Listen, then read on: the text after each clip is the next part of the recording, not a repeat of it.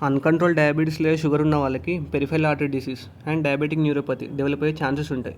నార్మల్‌గా peripheral arteries లెగ్స్‌కి ఇంకా ఫీట్‌కి అదే మన కాలు యొక్క వేళ్ళకి బ్లడ్ అనేది సప్లై చేస్తుంది.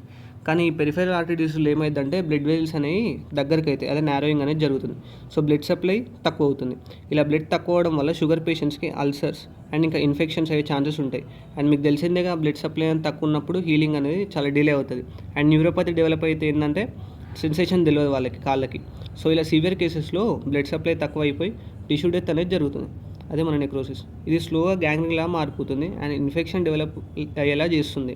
సో డాక్టర్స్‌కున్న ఓన్లీ ఆప్షన్ ఏం చేయడం, ఆ వేళ్ళని తీసేయడం. ఎందుకంటే మనం ఇప్పుడు డ్రగ్స్ ఇచ్చినా బ్లడ్డే పోవట్లేదు కదా ఆ వేళ్ళకి. సో డ్రగ్స్ ఇచ్చినా ఆ ఇన్ఫెక్షన్ క్యూర్ చేయలేదు. సో డాక్టర్స్‌కున్న ఓన్లీ ఆప్షన్ ఆ వేళ్ళని చేయడం. సో ఇట్లా నాకు చిన్నప్పుడు అసలు తెలవనప్పుడు ఇంటి దగ్గర తెలిసిన వాళ్ళకి, ముసలోళ్ళ వాళ్ళకి, ఇంకా వాళ్ళకి ఓల్డ్ పేషెంట్స్‌కి వేళ్ళు తీసేస్తుంటే అర్థం కాకపోయేది. నాకు ఎంబీబీఎస్ వచ్చేనాక అప్పుడు తెలిసిందనమాట.